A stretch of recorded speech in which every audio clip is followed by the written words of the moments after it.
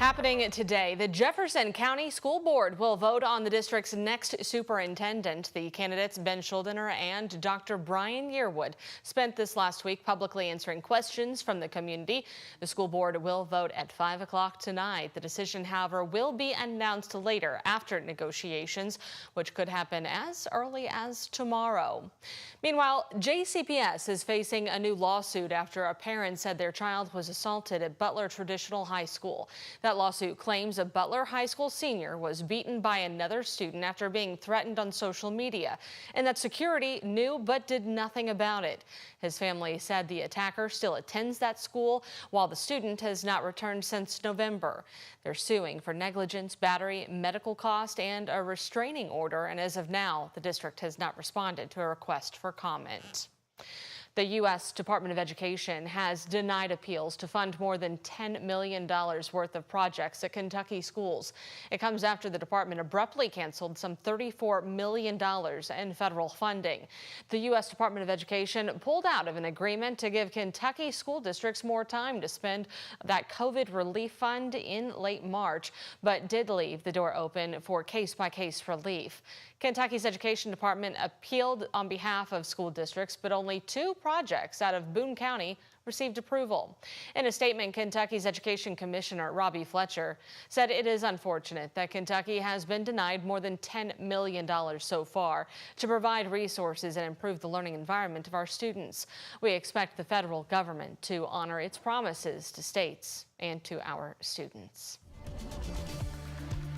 Here at the top of the hour, we do have cloudy skies on the horizon for us on this Thursday. Kind of the same throughout the weekend, or are we getting any better, Matt? It's going to be half and half, Brooke. We're expecting more sunshine tomorrow and a bit more sunshine on Saturday, but then Sunday, returning back with rain chances. So right now, the overcast skies still continuing for our noon hour. We've got temperatures in those lower 60s, and winds are staying fairly steady out of the west-northwest at 17 miles per hour, with gusts occasionally close to 25 miles per hour. So breezy throughout the afternoon, and these temperatures are not going to increase very much at all. As we head later on into the day, we may get close to the 70s, but as of now, we're into the lower 60s across portions of downtown. There in southern Indiana, we're at 55 Paoli, 55 Seymour, 64 Hodgenville, 64 for you folks near Lebanon. That area of low pressure continues to make its way farther off towards the northeast. We're left behind with these lingering cloudy skies, and also the chances for a few passing showers will be possible as we head later on into our afternoon hours.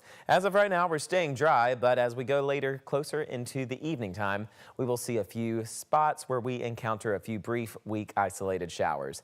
That, including the details about your Memorial Day weekend forecast, coming up here in just a few short minutes. Brooke? Matt, thank you. It is the bombshell many people anticipated. The Department of Justice under President Donald Trump ended Louisville's consent decree this week, along with others made during the Biden administration. But Mayor Craig Greenberg assured residents reform will continue regardless. Our Alex Dieter explains how the city's working to move forward. The DOJ is moving to dismiss its case with prejudice, meaning that the case will be permanently closed. No more federal oversight for Louisville police reform. It is sad, however, that is the state of affairs for our country, that we have a Department of Justice that quite frankly isn't committed to upholding justice or protecting the rights of its citizens. The decision to end the DOJ's consent decree comes 2 years after a scathing report found a pattern of unconstitutional policing and civil rights violations within LMPD. The oversight now falling solely on the city. We are moving forward with the community commitment, Louisville's consent decree. Mayor Craig Greenberg says the city will hire an independent monitor to track progress of Louisville's own consent decree. I'm happy to see the DOJ dismiss this. We have executed this job and made reforms even before the DOJ showed up on the scene. So we have demonstrated we can do it. We are accountable to the people. Greenberg says the city's consent decree will happen in less time than the federal 5-year deadline and cost less money, estimating to cost taxpayers $750,000 as opposed to the $3 million for the federal consent decree. LMPD Chief Paul Humphrey doubling down on his commitment to reform, with or without a DOJ consent decree. It's not about these words on this paper. It's about the work that the men and women of LMPD, the men and women of Metro government, and the community will do together. in order to make us a safer, better place. My fear is that the families of Breonna Taylor and too many more are not getting the justice on every level that they deserve for their loved ones that have been victims of police abuse, police inaccountability, and police terror. The power now back in the hands of the city. Alex Dieterer, WHAS 11 on your side. After a federal judge makes a ruling on the end of a decree, applications for Louisville's independent monitor will open, and details for 2 listening sessions will be announced. There will also be an online survey where community members can share the qualities they want to see in that independent monitor. A man found dead at Metro Corrections earlier this week was facing charges for the murder of his own father. The Jefferson County Coroner's Office said 42-year-old Brandon McQuillan died by suicide. Back in March, McQuillan was accused of hiding a bomb under his car and shooting and killing his dad, who was a former Jefferson County Sheriff's deputy.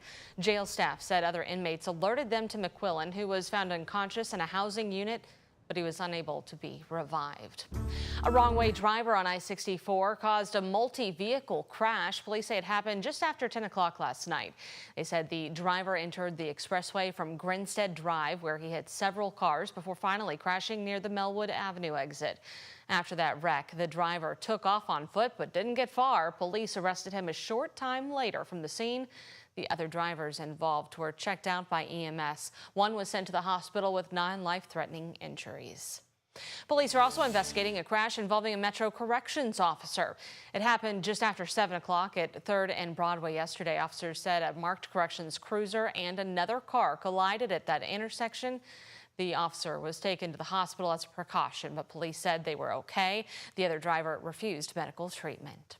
A southern Indiana woman is accused of withholding donations from a fundraiser for Harvest Homecoming shooting victim.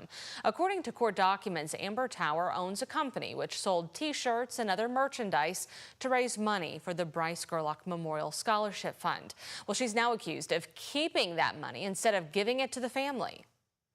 And I know that's, I think, members of the community, myself included, wish more could happen. As we talk about justice, it's not always the facts, it's what you can prove are inadmissible facts. So court documents claim Tower owes this family more than $13,000. She is now charged with conversion, which is a misdemeanor.